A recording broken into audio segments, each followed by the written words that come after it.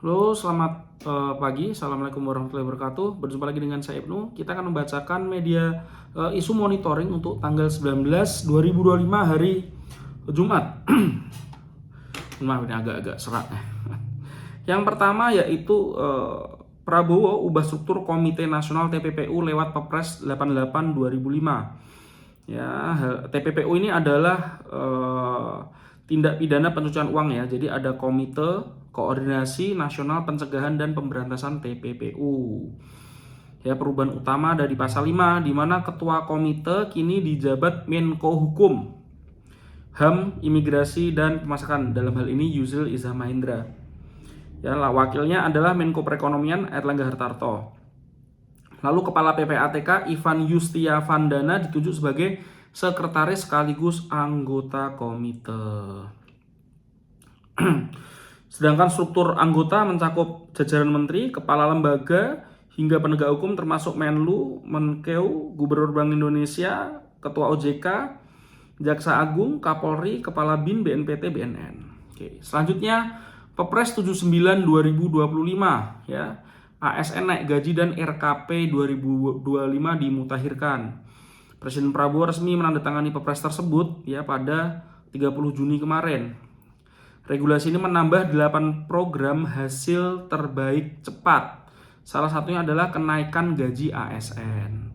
Terutama bagi guru, dosen, tenaga kesehatan, penyuluh, anggota TNI Polri, serta pejabat negara yang belum atau tidak tercatat dalam Perpres 109 2024. Program ini mencakup makan siang dan susu gratis di sekolah, pemeriksaan kesehatan gratis, dan penuntasan TBC.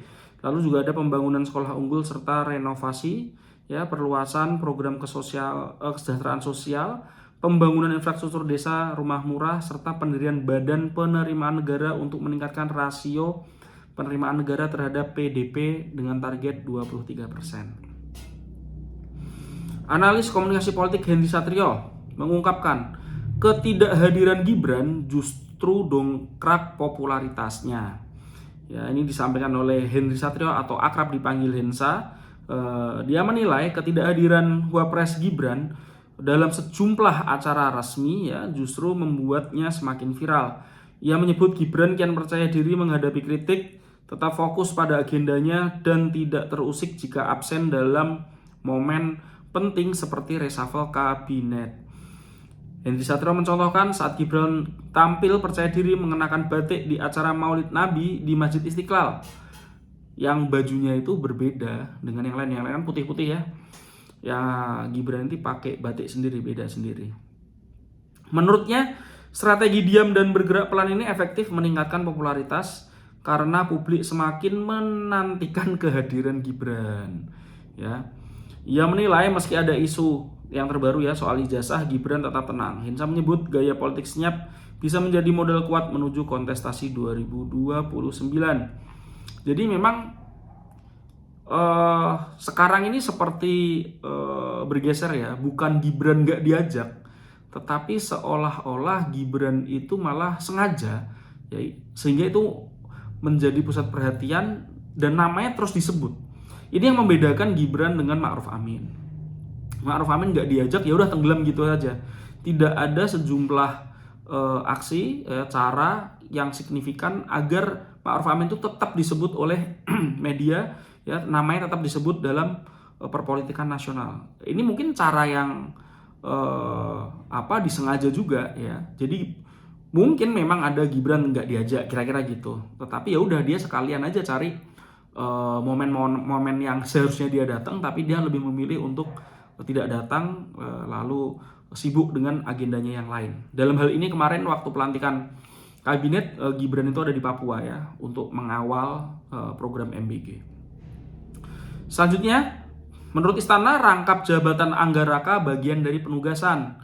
Mensesnek Prasetyo Hadi menanggapi polemik rangkap jabatan Anggaraka Prabowo yang kini merangkap sebagai wakil Menteri Komdigi, ya, Komisaris Utama PT Telkom Indonesia, serta Kepala Badan Komunikasi Pemerintah. Jadi jabatan Wamen Komdiginya itu ternyata nggak dilepas ya. Menurutnya rangkap jabatan tersebut merupakan bagian dari penugasan sesuai fungsi, namun kinerja Angga tetap akan dievaluasi. KPK dorong Perpres larangan rangkap jabatan untuk cegah konflik kepentingan. KPK merekomendasikan ya penerbitan peraturan presiden Perpres yang secara tegas mengatur pelarangan rangkap jabatan. Ya. PLT Deputi Pencegahan dan Monitoring KPK Aminuddin menyebut aturan ini penting untuk mencegah konflik kepentingan yang berpotensi memicu korupsi. Banyak ya kemarin tuh Angga, terus ada Nani S. Dayang juga. Jadi sebagai wakil kepala BGN juga dia sebagai komisaris independen Pertamina. Istana bantah Mahfud MD ditunjuk Ketua Komite Reformasi Polri. Mensesnek Prasetyo menepis isu Mahfud MD akan ditunjuk sebagai Ketua Komite Reformasi Polri. Ia menegaskan penunjukan ketua belum dilakukan karena saat ini baru tahap penyusunan anggota komite. Oke, Prasetyo menjelaskan Komite Reformasi Polri akan terdiri dari berbagai kalangan dan unsur. Ya, sebelumnya Presiden Prabowo menunjuk Jenderal Kehormatan ya Ahmad Doviri sebagai penasihat khusus Presiden bidang keamanan, ketertiban masyarakat dan reformasi Polri. Menurut Prasetyo Hadi, tujuan pembentukan komite ini mengevaluasi dan memperbaiki institusi Polri. Golkar ingatkan potensi penyalahgunaan dalam RUU perampasan aset. Ya, hal ini disampaikan oleh Sekjen Golkar Muhammad Sarmuji. Ya, beliau menilai ini bisa menjadi pisau bermata dua. Meski bermanfaat untuk menindak koruptor, UU juga berpotensi digunakan aparat untuk menarget individu secara tidak adil. Ini pernah disampaikan oleh Bu Mega ya. Saya lupa tuh lewat siapa. Jadi intinya UU perampasan aset itu bagus, tetapi kalau aparatnya ini tidak bagus, ya ini bisa jadi alat untuk aparatnya dan bisa jadi alat kekuasaan. Nah, ini yang berbahaya. UGM ingatkan risiko UU perampasan aset disalahgunakan aparat. Nah, berarti UGM juga mengingatkan ya. Peneliti Pusat Kajian Anti Korupsi atau Pukat UGM Zainur Rohman menilai undang-undang perampasan aset berpotensi disalahgunakan aparat nakal untuk memeras pejabat. Menurutnya, meski pasal-pasal dalam undang-undang itu kuat, tetap ada resiko dijadikan alat pemerasan oleh penegak hukum. Ia menekankan agar RUU ini tidak menjadi cek kosong bagi Polri, Kejaksaan Agung maupun KPK.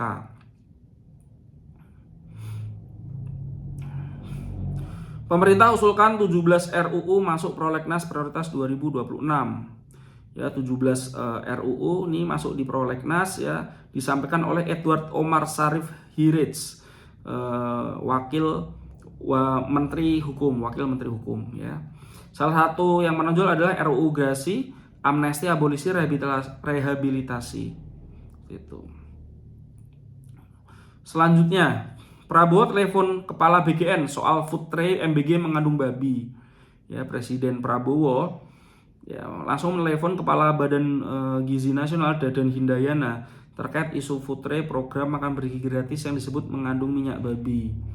Dadan menegaskan food tray dibuat dari logam seperti nikel, sementara minyak hanya dipakai dalam proses pencetakan agar tidak panas dan sudah dibersihkan ya hingga steril.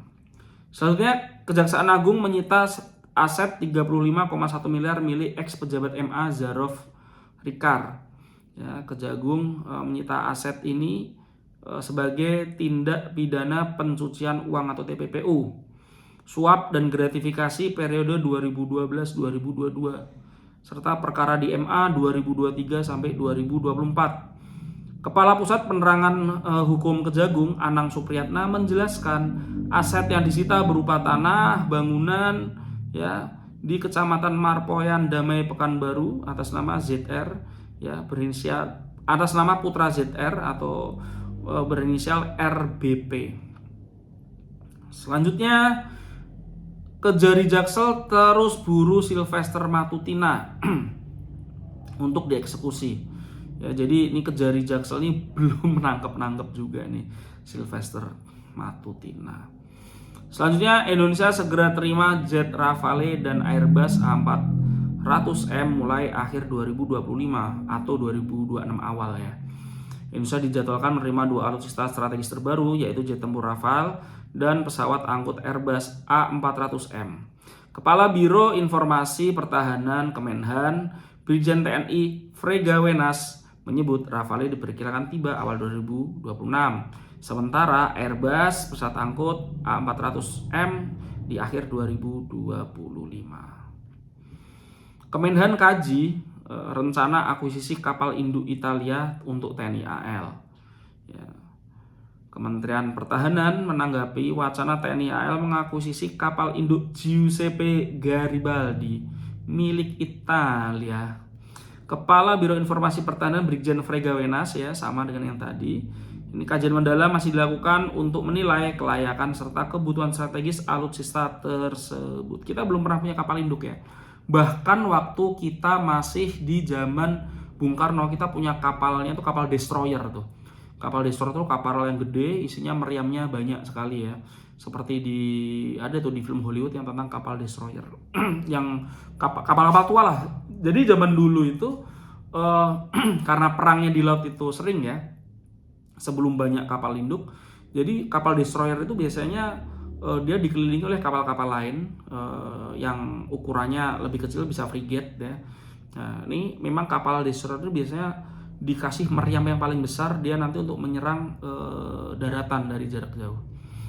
Jadi dia dilindungi oleh banyak kapal. Jadi kalau ada pesawat segala macam, kapal-kapal itu yang melindunginya terlebih dahulu. Berita DPR RI, ya, RUU Polri masuk prolegnas prioritas 2025. Ini usulan disampaikan, ya, saat rapat koordinasi antara Wamenkum Edi Hirets dan juga Ketua Balek Bob Hasan. Selanjutnya DPR minta stimulus 16,23 triliun untuk jaga daya beli. Banggar, Badan Anggaran DPR RI menggelar rapat dengan Menteri Keuangan Purbaya Yudisadewa, ya, guna membahas RAPBN 2026 dan kebutuhan stimulus tambahan. Ketua Banggar Said Abdullah menyoroti deflasi 0,08 pada Agustus 2025. Menurut BPS, itu data dari BPS, ya. Deflasi loh 0,08. Ngeri. Selanjutnya Banggar DPR minta bansos beras ditambah minyak goreng 2 liter. Banggar meminta agar bansos dengan beras 10 kilo, ya, ditambah juga dengan minyak goreng 2 liter. Ini diberikan tiap 2 bulan. Menurut Said Abdullah, Ketua Banggar dari fraksi PDIP, ya, beras 10 kilo saja tidak cukup, ya, sebaiknya ditambah dengan minyak 2 liter. Berita DPD RI, DPD minta BGN, Badan Gizi Nasional, kurangi penerimaan MBG per SPPG usai kasus keracunan. Ya, jadi kasus keracunan ini mulai banyak, ya, kemarin di Sleman, lalu di Jawa Timur juga ada, sekarang ada di Bau-Bau, ya, Bunggai, Kupang, Garut, Bengkulu, ya. Jadi kan ada namanya SPPG, itu Satuan Pelayanan Pemenuhan Gizi. Itu SPPG itu yang bagian bertanggung jawab itu 3.000 orang. Dan minta dikurangi, ya, agar tidak terjadi keracunan. Selanjutnya, untuk berita ekonomi, investor Eropa dan Timur Tengah minati proyek Giant Seawall Pantura. Ya, menurut Menko Bidang Infrastruktur dan Pembangunan Kewilayahan Agus Harimurti Yudhoyono, ya, investor dari Eropa dan Timur Tengah berminat menanamkan modal dengan proyek tanggul raksasa di Pantura, Jawa. Ini kalau bisa keren loh ini, ya. Karena Giant Seawall ini direncanakan tidak hanya di Jakarta, tetapi juga nanti di Banten, Jawa Barat, Jawa Tengah, sampai Jawa Timur. Itu berapa ribu triliun, ya. Selanjutnya IHSG ditutup melemah, rupiah ikut tertekan. Setelah sebelumnya naik di 8.025, ya, kemarin ditutup melemah, ya, di 8.008 poin. Jadi melemah 16,74 poin atau melemah 0,21%. Ya. Rupiah juga melemah ke 16.527 rupiah per dolar Amerika Serikat. Stok BBM di SPBU swasta Jakarta masih langka, ya. Stok di Shell, BPAKR dan juga Vivo masih langka, ya. Kondisi ini dicek, ya, ada di Suroso, Jalan RP Suroso, terus ada di Cikini, di beberapa tempat itu ada yang sel Super 92 ada, tetapi untuk Oktan 95 98 kosong. Ya, kayaknya sel memfokuskan untuk stok itu ke 92 semua dulu, yang memang lebih banyak yang pakai. Ya, kita nggak tahu ini nanti sampai kapan ya seperti ini. Karena memang stoknya untuk tahun 2025 ini keran impornya itu udah dihabisin stoknya. Karena adanya isu apa namanya bensin oplosan di Pertamina itu, sehingga mendorong masyarakat untuk beli di pom bensin selain Pertamina, ya ada Shell, BPAKR dan juga Vivo.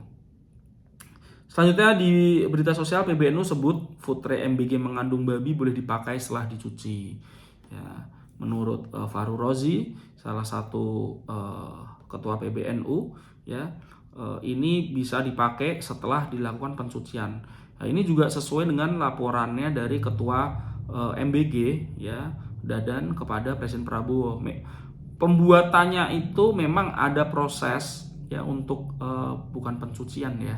Saat dipres mungkin ya itu dibantu dengan minyak babi, ada kandungan minyak babinya ya, sehingga mengurangi panas dan bisa cepat apa ya, mungkin sebagai pelumasnya ya, seperti itu. Jadi setelah selesai itu dicuci.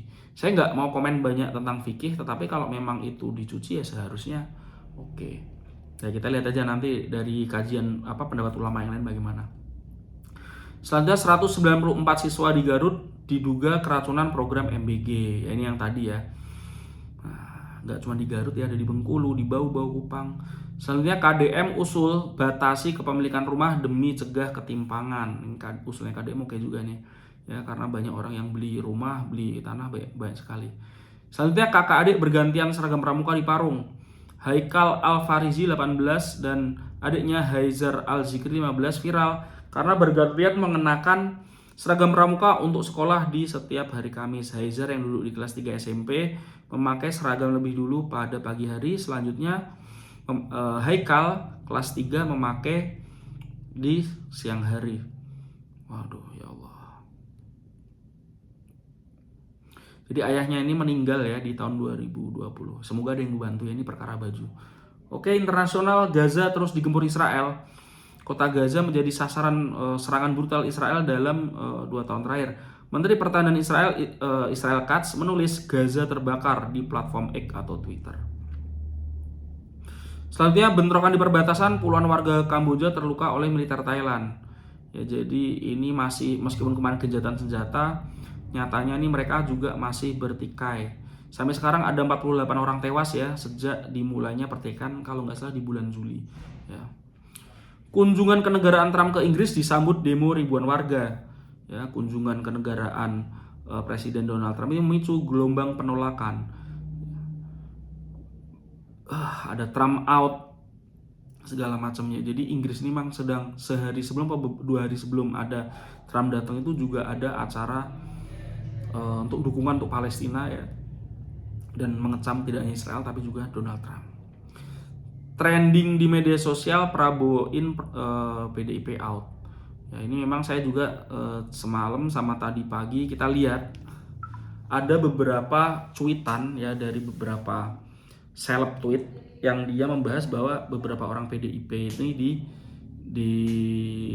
ditendang itu dari kabinet dan beberapa jabatan, misalkan ya selain Budi Gunawan ada Hendra Prihardi yang selama ini kita ketahui dia adalah wali kota Semarang, lalu dia calon wakil gubernur Jawa Tengah ya, wakilnya Andika Perkasa, dan dia itu jabatannya kepala LKPP, jadi dia diganti ya. Jadi selain itu juga ada Sulaiman ya, Wamenhut, dia juga pernah menjadi anggota dewan dari PDIP kalau tidak salah.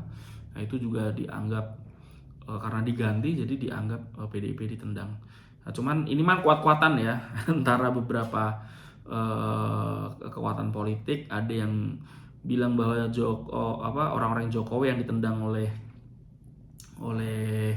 Prabowo, tapi juga mungkin dari orang-orangnya Jokowi juga membuat campaign, juga membuat isu tandingan bahwa ada juga kok orang-orang PDIP yang juga ditendang dari kabinet. Oke, itu saja yang bisa saya sampaikan untuk hari ini. Kita bertemu lagi besok. Assalamualaikum warahmatullahi wabarakatuh.